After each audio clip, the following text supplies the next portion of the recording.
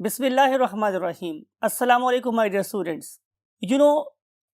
We have finished the very first part of the plant movements. That was a movement due to internal stimuli. और अब हम start करने वाले हैं part 2. और पार्ट 2 में हम जिन मूवमेंट्स की बात करेंगे वो डिपेंड करती हैं एक्सटर्नल स्टिमुलाई पर. आइए देखते हैं कि एक्सटर्नल स्टिमुलाई कितनी टाइप्स के हो सकते हैं और उससे कौन कौन सी मूवमेंट्स हो सकती हैं और उन पर्टिकुलर मूवमेंट्स के होने की लॉजिक या रीज़न क्या है. हमेशा कहता हूँ, अब भी कह रहा हूँ आप लोगों से कि आप अपनी कॉपी पेन अपने साथ रखें, अपने माइंड, अपनी आईज, अपने कानों को खुला रखें. May Allah help you a lot. So let's jump to the whiteboard. Yes, my dear students, आपको याद है कि हम लोगों ने प्लांट की मूवमेंट्स को 2 कैटेगरीज में डिवाइड किया था. एक वो वाली मूवमेंट्स जो नॉन एक्सटर्नल स्टिमुलस या इंटरनल स्टिमुलस पर डिपेंड कर रही थी, हमने उनको नाम दिया था ऑटोनॉमिक मूवमेंट का. और आपको याद है कि अभी हम लोगों ने लास्ट टॉपिक डिस्कस किया, that was regarding the notation. और अब हम मूव कर रहे हैं पार्ट 2 की तरफ. तो पार्ट 2 में हम क्या डिस्कस करने वाले हैं? पैराटोनिक मूवमेंट्स को. और पैराटोनिक मूवमेंट का मतलब ये है कि नाउ स्टिमुलाई आर 100% एक्सटर्नल. ठीक है. और इसकी हमने 2 टाइप्स को पढ़ना है. एक का नाम है ट्रॉपिक मूवमेंट्स और दूसरे का नाम है नास्टिक मूवमेंट्स. अगर स्टिमुलस एक्सटर्नल है तो उसकी मेरे पास 2 चांसेस हैं. या तो स्टिमुलस डायरेक्शनल होगा और या फिर वो नॉन डायरेक्शनल होगा. अगर स्टिमुलस एक्सटर्नल है और डायरेक्शनल है तो हम उसे बोलते हैं ट्रॉपिक मूवमेंट. इसकी हम पढ़ेंगे आगे 5 किस्में: phototropic movement, thigmotropic movement, chemotropic movement, hydrotropic movement and finally the geotropic movement. लेकिन अगर स्टिमुलस एक्सटर्नल हुआ और नॉन डायरेक्शनल हुआ, क्या बात कर रहा हूं मैं आप लोगों से कि अगर स्टिमुलस कैसा हुआ? एक्सटर्नल. लेकिन कैसा हुआ? Non directional. Non directional. तो मैं इसे क्या नाम दूंगा? नास्टिक मूवमेंट का. तो नास्टिक मूवमेंट्स फर्दर 3 टाइप्स की हैं, यानी कि फोटोनास्टिक मूवमेंट और थर्मोनास्टिक मूवमेंट और हेप्टोनास्टिक मूवमेंट्स. तो इन सारी की सारी मूवमेंट्स को फर्दर क्लासेस के साथ डिस्कस करते हैं डिटेल के साथ in the next 1/3 of the board. Yes my dear students, again understand करेंगे पैराटोनिक मूवमेंट को. जैसे मैंने बोला आप लोगों से कि पैराटोनिक मूवमेंट की पहली बात ये है कि जो स्टिमुलाई है या स्टिमुलस है, स्टिमुलस इज ऑलवेज एक्सटर्नल. कैसा होता है मेरे पास? एक्सटर्नल स्टिमुलस होता है. राइट. अगली जो बात है मेरे पास वो ये कि ये स्टिमुलस क्या हो सकता है? या तो ये होगा डायरेक्शनल और या फिर ये होगा नॉन डायरेक्शनल. Non directional. तो अब हम पढ़ेंगे कि अगर स्टिमुलस मेरे पास कैसा हुआ? डायरेक्शनल. तो उससे बनने वाली मूवमेंट्स कहलाएंगे ट्रॉपिक मूवमेंट्स. तो हम डिस्कस करने वाले हैं ट्रॉपिक मूवमेंट्स को. सवाल ये है कि वर्ड ट्रॉपिक का मतलब क्या होता है? राइट. तो आंसर इज कि ये वर्ड ट्रॉपिक ट्रोपोस से निकला है और इसका मतलब होता है टू टर्न और इसका मतलब हो सकता है टू बेंड. या तो ये घूम जाएगा या बेंड हो जाएगा. तो इसे हम बोलेंगे क्या? Tropic movement. ट्रॉपिक मूवमेंट में स्टिमुलस कैसा था? डायरेक्शनल. तो इसकी फर्दर मेरे पास 5 टाइप्स हैं. पहले को हम पढ़ते हैं phototropic movement and phenomena is called as phototropism. Separate करते हैं इसको. कोई मुश्किल सी बात हमारे लिए नहीं है कि फोटो का मतलब अगेन हो गया लाइट, लाइट, और ट्रोपोस का मतलब हो गया टू बेंड. तो एक ऐसा फिनोमेना, एक ऐसा मजहर, एक ऐसा प्रोसेस जिसमें प्लांट बॉडी का एक पार्ट बेंड हो गया लाइट की तरफ या वो मूव कर गया अवे फ्रॉम लाइट. तो इसे हम क्या बोलेंगे? Phototropic movement. Phenomena is called as phototropism. इसकी आगे मेरे पास क्या हो सकती हैं? 2 टाइप्स. एक में क्या हो सकता है कि मुझे नजर आए पॉजिटिव फोटोट्रॉपिज्म. Positive phototropism. इसको अंडरस्टैंड करने के लिए आप इस पर्टिकुलर एक्सपेरिमेंट को देखें. यहाँ पे क्या हुआ? हम लोगों ने एक प्लांट लिया और उस पर्टिकुलर प्लांट को एक लाइट प्रूफ बॉक्स से कवर कर दिया। लेकिन इस पर्टिकुलर लाइट प्रूफ बॉक्स के एक साइड पे हम लोगों ने क्या कर दिया, सुराख डाल दिया, यानी कि जिस तरफ से रोशनी आ सकती है इस प्लांट बॉडी को किसी और तरफ से रोशनी नहीं मिल रही, और हमने इसको 2-3 दिन के लिए क्या रख दिया, धूप में रख दिया। तो नजर आया कि इस पर्टिकुलर प्लांट बॉडी की जो लीव्स हैं या ब्रांचेस हैं, they always bend towards light. तो इसका मतलब ये होगा कि प्लांट बॉडी के जो ग्रीन पार्ट्स हैं they always show positive phototropic response to the light. लेकिन ऑन द अदर हैंड अगर मैं इसकी रूट्स को देखूं, चलिए पहले लिख लेते हैं कि पॉजिटिव फोटोट्रॉपिज्म कौन शो करता है, तो आंसर है मेरे पास लीव्स और branches of the plant body. लेकिन अगर मैं बात करूं कि इसकी रूट्स की, तो वो हमेशा रोशनी से दूर भागती हैं। तो जब वो रोशनी से दूर भाग रही हैं इसका मतलब है कि वो रोशनी को खतरा महसूस कर रही हैं। इसीलिए मैं उसको रेड से लिख रहा हूं कि जो हमारी रूट्स हैं they show negative phototropism. Negative phototropism example मेरे पास क्या है, roots. Right my dear students, अब हम पढ़ेंगे second type. Second type is called as thigmotropism. अब थिग्मो का मतलब मेरे पास क्या है, टच। थिग्मो का मतलब मेरे पास क्या है, टच। तो जब भी कोई चीज छूने से बेंड कर जाए, छूने से बेंड कर जाए तो हम उसे क्या बोलेंगे, थिग्मोट्रॉपिज्म। ठीक है माय डियर स्टूडेंट्स, अब अपने करना क्या है कि अब हम इनकी लेते हैं एग्जांपल्स कि कौन सी ऐसी मूवमेंट्स हैं जो थिग्मोट्रॉपिज्म के कॉलम में या जमरे में आती हैं। तो look at this particular very weak stem. ठीक है, और जाहिर है कि वीक स्टेम आमतौर पे मुझे किस में नजर आएगा, वाइन्स में। जब मैं वर्ड यूज करता हूँ वाइन्स, इसका मतलब होता है बेलें। वाइन्स का मतलब क्या होता है मेरे पास, बेलें।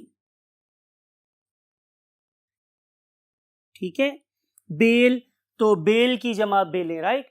तो जो वाइन्स हैं इनके जो सॉफ्ट किस्म के क्या हैं, स्टेम्स हैं, जब भी वो किसी हार्ड चीज से कांटेक्ट में आते हैं तो they begin to bend around it, वो इसके अराउंड बेंडना शुरू हो जाते हैं।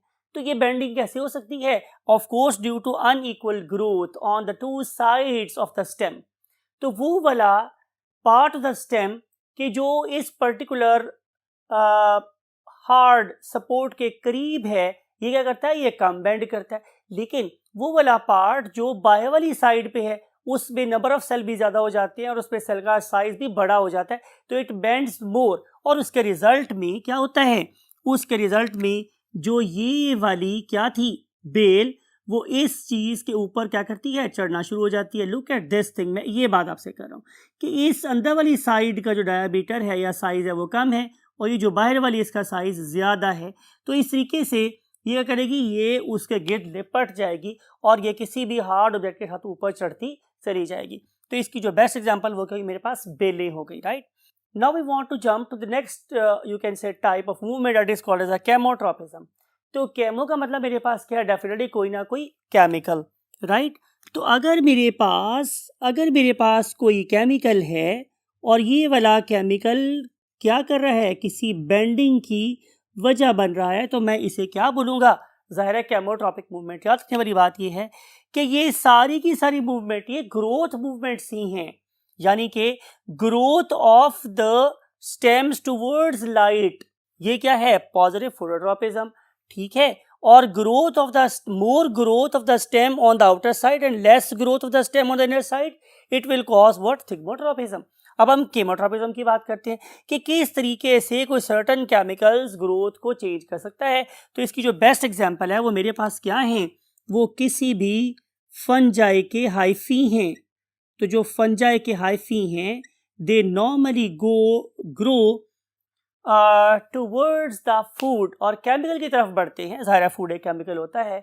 अगर मैं आप लोगों से जिक्र करूं इस पर्टिकुलर चीज़ का कि look at this particular bread, तो जो ही इस पर्टिकुलर ब्रेड के ऊपर एक फंगस का स्पोर आके गिरता है तो ये थोड़ा टाइम के लिए अपने आप को एडजस्ट करता है और उसके बाद ये ग्रो कर देता है इसके ऊपर क्या, हाइफी। आप देखें कि कितनी तेजी से hyphae they literally occupy the food, occupy का मतलब कब्जा कर लेना, इसके लिए मैं एक टर्म यूज कर रहा हूँ टू कॉलोनाइज द फूड, ये पूरी की पूरी फूड के ऊपर कॉलोनी बना लेते हैं और ये वाली फूड फिर किसी के लिए भी फिट नहीं रहती।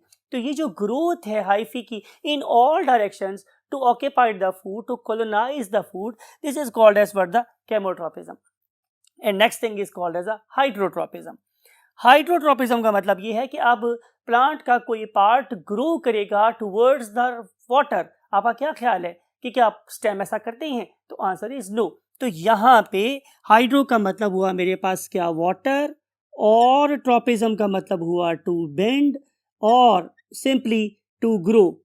तो जो प्लांट है उसका एक पार्ट बहरहाल जरूर अफिलिएशन रखता है towards the water, absolutely right, and that particular part is called as root. तो रूट्स जो होती हैं they always grow towards water, तो इसकी मूवमेंट को मैं क्या नाम दूंगा, पॉजिटिव हाइड्रोट्रोपिक मूवमेंट, बिकॉज के this particular root show affiliation for water. Last one is called as geotropism. So you know very well, geometry is a measurement of the earth and geology study of the earth. तो इसका मतलब ये होगा कि जब भी हम जियो की बात करेंगे तो इससे मुराद होगी मेरे पास क्या, अपना favourite living place that is called as earth. तो हमारी जो अर्थ है ये डिफरेंट चीज़ों को क्या करती है, अपनी तरफ खींचती है, that is called as of course geological force. तो इस जियोलॉजिकल फोर्स को जो रिस्पॉन्ड करने वाली चीज़ है उसका नाम क्या है मेरे पास, अगेन रूट्स। तो रूट्स को ग्रो करवाने में डेफिनेटली किसका हाथ है, अर्थ का। तो जो रूट्स हैं they always grow towards the earth, लेकिन अगर मैं इन पर्टिकुलर लीव्स को देखूं तो they always grow away from earth. तो इसका मतलब ये होगा कि leaves and branches and stem they show negative geotropism, लेकिन जब मैं रूट्स की बात करता हूं तो roots always show positive geotropism. अब ऐसा करते हैं कि हम रूट और स्टेम के बिहेवियर को इकट्ठा देखते हैं, तो मुझे क्या पता चलेगा कि जो लीव्स हैं they show positive phototropism and negative geotropism, लेकिन जब मैं रूट्स की बात करूंगा तो दे show positive geotropism and negative phototropism. तो ये सारी की सारी फोर्सेस आपस में मिलके प्लांट की ग्रोथ को क्या कर रही होती है, फैसिलिटेट कर रही होती है। अब इस पर्टिकुलर चीज को शो करने के लिए, जियोट्रोपिज्म के इफेक्ट को शो करने के लिए हम लोगों ने एक एक्सपेरिमेंट किया। आइए देखते हैं कि एक्सपेरिमेंट हम लोग कैसे करते हैं। Look at this my dear students, हमने क्या किया हुआ है, हमने एक पैटर्न डिश ली है, उस पैटर्न डिश के अंदर मैंने 4 क्या किए हैं, सीड्स लिए हैं, और इन सब सीड्स का जो पॉइंटेड एंड है वो मैंने एक ही तरफ रखा हुआ है, राइट, और जो राउंडेड एंड्स है वो मैंने सबके बाहर की तरफ रखे हुए हैं, राइट। तो फिर मैंने क्या किया, मैंने उसके ऊपर एक पेपर रखा और उसके ऊपर मैंने कॉटन रख के उस पर पानी लगाया, और उसके बाद पेट्री प्लेट का सेकेंड हाफ उसके ऊपर रखा, और इससे मैंने वर्टिकल वे में स्टैंड में बांध दिया। कुछ अरसे के बाद क्या हुआ, ये जो आपको नजर आ रहा है कि मैंने ये देखा कि मेरे पास जो सीड्स थे वो इस डायरेक्शन में पड़े हुए थे, या फिर वो इस डायरेक्शन में पड़े हुए थे फॉर एग्जांपल, या फिर जो सीड था वो इस डायरेक्शन में पड़ा हुआ था, और या फिर सीड इस डायरेक्शन में पड़ा हुआ था, fourth one. Look at this. तो मैंने 4 डिफरेंट डायरेक्शन में सीड को ग्रो करवाया। तो मैंने क्या देखा कि चारों सीड की हालांकि डायरेक्शन कैसी है, डिफरेंट है, लेकिन सब की जड़ हमेशा जमीन की तरफ ही ग्रो की। सब की जो जड़ है वो हमेशा जमीन की तरफ ही ग्रो की। Look at this, look at this, सीधा। तो आपको पता है, आप पढ़े लिखे बच्चे हैं, कि जो मेरे पास सीड है उसका वो वाला पार्ट जिससे रूट बनती है उसे हम बोलते हैं रेडिकल। तो रेडिकल जब भी ग्रो करेगा रूट हमेशा जमीन की तरफ ही ग्रो करेगी, ठीक है। लेकिन अगर मैं बात करता हूं किसकी, स्टेम की, तो स्टेम हमेशा टुवर्ड्स लाइट ही ग्रो करता है, something like it, you can see right. तो इससे मुझे ये पता चल गया कि स्टेम हमेशा पॉजिटिव फोटोट्रोपिज्म और नेगेटिव जियोट्रोपिज्म शो करते हैं, जबकि रूट्स हमेशा negative phototropism and positive geotropism show करती हैं, right. Now we want to move the last thing that is called a nastic movement. आपको पता है यहाँ पे डायरेक्शनल ऑल दो स्टिमुलस है, लेकिन डायरेक्शनल कैसा, लेकिन स्टिमुलस कैसा है, नॉन डायरेक्शनल। दो बातें लिखेंगे, एक्सटर्नल और दूसरी बात लिखूंगा नॉन डायरेक्शनल, और तीसरी बात क्या लिखूंगा, part of the plant body. ये वाली चीज भी पार्ट ऑफ प्लांट बॉडी के अंदर हो रही होती है। इसकी फर्दर हमारे पास दो टाइप्स हैं, एक को हम क्या बोलते हैं, निक्टिनास्टिक मूवमेंट, और दूसरे को हम नाम देते हैं हेप्टोनास्टिक मूवमेंट, राइट। तो जो मेरे पास निक्टिनास्टिक मूवमेंट है, इसकी फर्दर दो टाइप्स होती है, मेरे क्या बोलते हैं, फोटोनास्टी, दूसरे का नाम क्या है, thermonasty. Now we want to differentiate between the two. यहाँ पे हमने बात की कि नास्टिक मूवमेंट में डायरेक्शन नहीं होती, लेकिन लाइट, ये क्या बात हुई भाई, हम बात तो रोशनी की कर रहे हैं लेकिन हम उसी डायरेक्शन की बात ही नहीं कर रहे। तो आंसर मेरे पास ये है कि रोशनी का हम एक और बड़ा इंपॉर्टेंट एट्रीब्यूट भूल रहे हैं, और वो क्या है मेरे पास, लाइट की इंटेंसिटी। लाइट की क्या स्टूडेंट्स, इंटेंसिटी। आपको पता है कि अगर हम अपने प्यारे पाकिस्तान की बात करें तो हमारे पास दो बड़े एक्सट्रीम मौसम मिलते हैं, सर्दियों वाले और गर्मियों वाले। तो अगर हम लोग गर्मियों की बात करें तो गर्मियों में सन ज़्यादा देर चमकता है, और अगर हम सर्दियों की बात करें तो ज़ाहिर है सन कम देर के लिए चमकता है। तो जब हम बात करेंगे उन फूलों की कि जो गर्मियों में खिलते हैं, तो वो क्यों खिलते हैं गर्मियों में, बिकॉज कि उन्हें ज़्यादा लंबे अरसे तक क्या चाहिए थी, लाइट चाहिए थी। तो हम उन्हें क्या बोलते हैं, लॉन्ग डे प्लांट्स, या हम उन्हें एक नाम और दे सकते हैं, शॉर्ट नाइट प्लांट्स, यानी कि उनका जो डार्क पीरियड है वो छोटा होता है।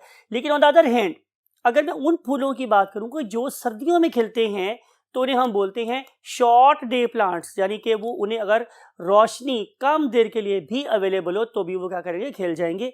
या आप उन्हें ये कह दो कि वो लॉन्ग नाइट प्लांट्स होते हैं, उन्हें ज़्यादा देर तक अंधेरा मिलेगा तो वो ग्रो करेंगे, वट एवर द केस में भी। लेकिन हम कहना ये चाह रहे हैं कि यहाँ पे रोशनी की ड्यूरेशन, यानी कि कितनी देर तक रोशनी प्लांट को मिली है, उस पे इन्हिसार होता है फूलों के खिलने का। तो फूलों के खिलने का ये मजहर, ये प्रोसेस क्या कहलाता है, photonasty. Another thing is called thermonasty. You know कि जब भी सन हमारे पास चमकता है तो उससे हमें दो चीजें मिलती हैं, एक को क्या बोलते हैं लाइट, दूसरे को क्या बोलते हैं हीट। अब हम जिस एट्रीब्यूट की बात कर रहे हैं that is called as the heat. हम एग्जांपल ले रहे हैं इन टुलिप्स की। तो आप देख रहे हैं कि जब हमारे पास सन निकलता है तो ये टुलिप्स क्या करते हैं, खिल जाते हैं, और जब हमारे पास सन सेट हो जाता है टुलिप्स क्या जाते हैं, बंद हो जाते हैं। अब इसी का रीज़न है, इसी रीज़न ये है कि इन पर्टिकुलर कलियों को या फूल की पत्तियों को खिलने के लिए क्या चाहिए थी, हीट चाहिए थी। तो जब ऑप्टिमम अमाउंट में एनर्जी इनके पास अवेलेबल होती है तो इनके एंजाइम एक्टिवेट हो जाते हैं, एनर्जी जनरेट होना शुरू हो जाती है। तो वो एनर्जी अवेलेबल होती है जो इनकी पत्तियों को खोल के रखे।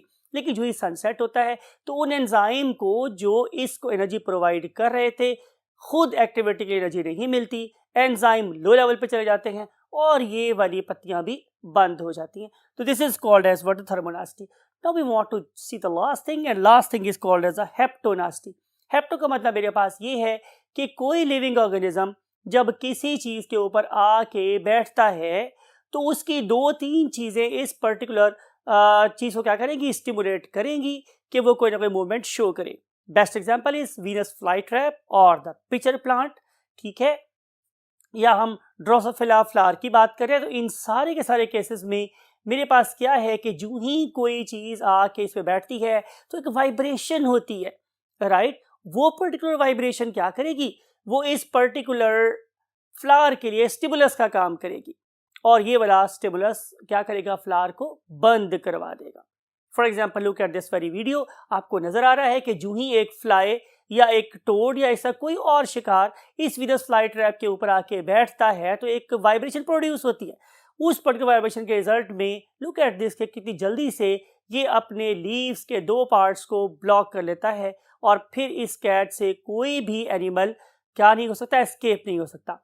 सवाल ये है कि आखिर ये वाला वीनस फ्लाईट्रैप या जो पिचर प्लांट है why it is carrying out this process? तो आंसर इज़ कि जिस जगह पे ये वाले प्लांट्स ग्रो करते हैं नॉर्मली वहाँ पे नाइट्रोजन की डेप्लीशन होती है, नाइट्रोजन की कमी होती है। तो फिर ये क्या करते हैं, ये इन पर्टिकुलर एनिमल्स को लेते हैं, उन्हें डाइजेस्ट करते हैं, उनमें से आने वाली प्रोटीन्स जो अपनी नाइट्रोजन डिमांड को पूरा कर लेते हैं।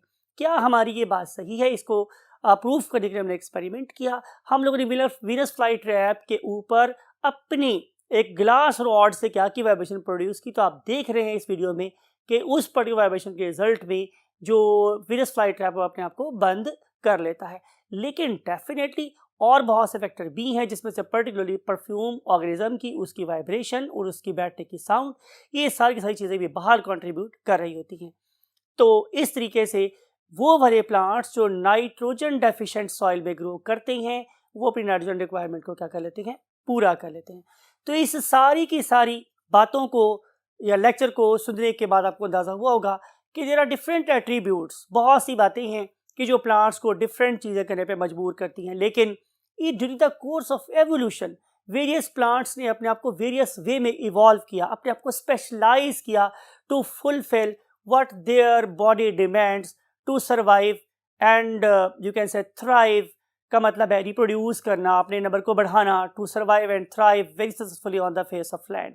अगर आपको निगाह बीना दी गई है तो आप डेफिनेटली उन चीज़ों से भी कलाम कर सकते हैं जो आपसे हम कलाम नहीं होती, bye means of certain very excellent thinking brain and research.